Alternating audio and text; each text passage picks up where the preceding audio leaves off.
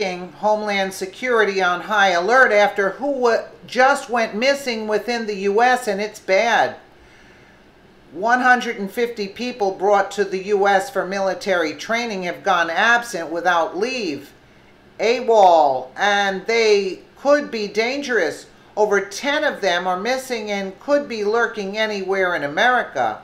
The people brought over are Afghan troops who were supposed to receive training, but since arriving as far back as 2005, they've gone AWOL or vanished completely. Some live as illegal immigrants, others haven't been found at all. There's at least 13 still missing, and it doesn't seem like anyone has any leads on their whereabouts. A major part of the problem is that the imported soldiers don't go through an interview process, nor are they required to register as an alien upon their arrival in the United States. It's reported by Washington Post that people usually go through the interview and alien registration process, but it seems like the Afghan troops are exempt from both procedures. The Washington Times reported more than 150 Afghan troops brought to the U.S. for military training have gone AWOL since 2005, with 13 of them still unaccounted for and perhaps living as illegal immigrants here. Now, an inspector general said in a new report Friday, part of the problem is that the U.S. never puts the trainees through an in-person interview and exempts them from registering as aliens when they arrive, both steps that other visitors would normally have to go through. In-person interviews and requiring the troops to register beforehand would help the government gauge whether someone is likely to go absent without leave, and would give immigration officers information about relatives in the U.S. as starting points when someone does go AWOL. The Special Inspector General for Afghanistan Reconstruction said. But the State Department rejected those suggestions. The audit said that while no acts of terrorism have yet been traced to the trainees, immigration agents say they're worried because a number who go AWOL end up trying to claim asylum in the U.S., stymieing any national security investigation into their behavior. Beyond the potential danger, American taxpayers also miss out on the investment in the troops. There's two main concerns when troops from other countries go missing without leave.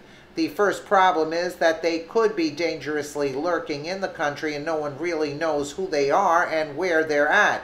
That's potentially dangerous in terms of terrorism or other forms of attacks.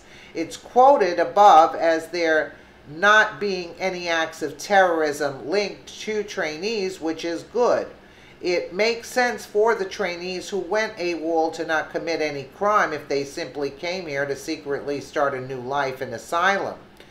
The second problem is that money has been wasted bringing them here, and then needing to find replacements is necessary. It's not cheap to fly people from Afghanistan to America. So imagine how many extra flights there may have been thanks to people going missing and our government not having much of an idea of where they are, who they're with, or what they're doing. The Washington Times went on. Investigators identified 152 Afghan trainees who have gone absent without leave under the training program. 70 of them fled the U.S., 39 managed to obtain legal status here, 3 returned to duty, 27 were arrested and put in deportation proceedings, and 13 remain unaccounted for. The largest number disappeared from training at Lackland Air Force Base in San Antonio, but 4 went AWOL from training in D.C. 3 disappeared from Quantico, Virginia, and 1 from Arlington. The State Department and Homeland Security said they don't think there's a reason to be concerned. State officials said they don't want to do in-person interviews before issuing visas to Afghan troops, and said they're not convinced of the importance of full registration either. It's slightly bizarre to see Afghan soldiers fly to America, then flee the country. Almost 40 Afghan troops gained legal status in America, which is great because they followed the laws. Thank you for that. Learning that 3 soldiers returned to duty is very noble, and let's hope they remain loyal to the job they signed up for. What is definitely alarming is that state officials do not want interviews or full registration.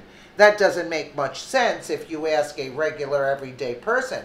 When your country brings soldiers from another country over for training and they start disappearing, then it's time to take roll more effectively than ever. One simply does not permit random people into their country and not keep tabs on them.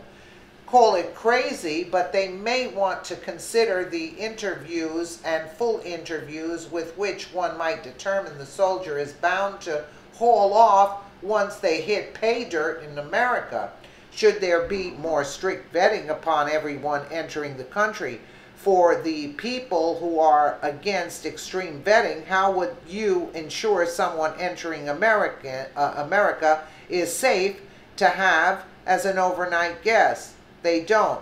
But this all happened, they're reporting on this. This all happened under Obama's watch. So I don't know. They just put this story up. So, but again, do we know where they are? Have they turned up since then? They're saying no. So, I mean, that is questionable. Let me know what you guys think in the comments below. And again, thank you so much for watching.